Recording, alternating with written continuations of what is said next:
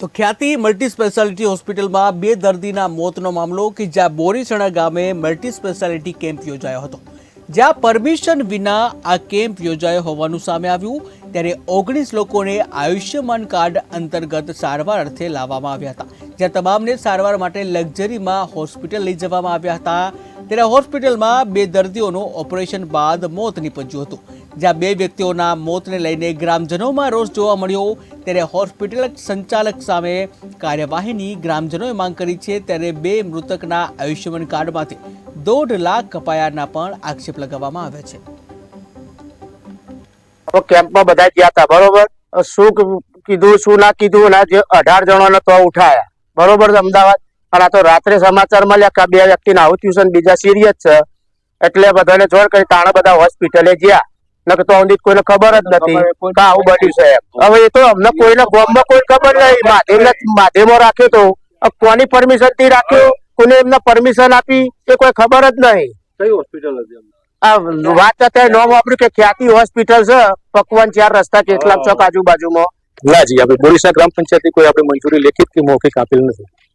ક્યારે કેમ્પ ગયો અને આપણે શું વિષય રવિવારના રોજ કેમ્પ હતો, ત્યારે મારા જાહેર રજા હતી અને વિગત મને સવારે ખબર પડી કે 2 જણના ડેથ થઈ ગયા છે અને 7 જણના કંઈક સર્જરી કરી છે, આવી માહિતી મને મૌખિક મળી। કેમ્પ આવ્યો તો ગામમાં કે બતાવવા જે ચેક કર્યું કે તમને એમ કે બીજા દિવસે અમદાવાદ લઈ જવાના, તે લક્ઝરી કરી બધા અમદાવાદ છે અને અમદાવાદ જઈને પછી આખો દિવસ બધું થયું ને પછી 10 વાગે ફોન આવ્યો ડોક્ટરનો ફોન આવ્યો કે તમારા કાકા સિરિયસ છે, કે તમારે હાલ આવવું પડશે, કહો તો સવારે આવો। અમે કીધું હાલ ના હાલ ભાઈ અમે છે મારો વાગો ભત્રીજો, મારો મોટા ભાઈનો દીકરો થાય, કશું જ નતું, કોઈ કે કોઈ ધામથી હાજો હારો કોઈ પ્રોબ્લેમ જ નતો એના। મારા પાસે અડધો કલાક તો બેસી ગયો, પણ કે દાદા માધવે કેમ છે તે તમારે આવવું છે, શું કરવા, શું કામ છે આપણે ભાઈ કે એનો તો ખરા। હું જઈને પછી પાછો આવ્યો ને એને મોય લઈ ગયા, મારી ચોથી મોય લઈ ગયા, સીધો ગાડીમાં જ બેહાડ્યો છે છોકરા। પરિવારને કઈ જાણ કરી? ના, કશું જ નહીં, કોઈને વાત જ કરી નહીં, બિલકુલ કશું જ નહીં। ત્યારબાદ શું થયું? ત્યારબાદ પછી ગાડીમાં સીધા અમદાવાદ ઉઠાઈ ગયા એને તો।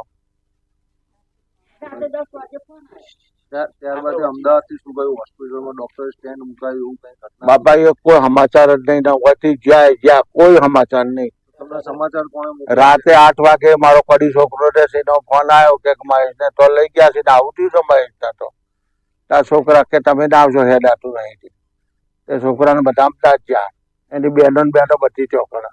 બોરીસણા ગામની અંદર જે બનાવ બનવા પામ્યો હતો એ અંતર્ગત ગામની અંદર જે અમદાવાદની પ્રાઇવેટ હોસ્પિટલે આવીને કેમ્પ કર્યો અને જે ઓપરેશન કર્યા છે તે બાબતની સમગ્ર કામગીરીનું અત્રેની કચેરીએ એટલે કે તાલુકા હેલ્થ કચેરીએ કોઈ પણ જાતની જાણ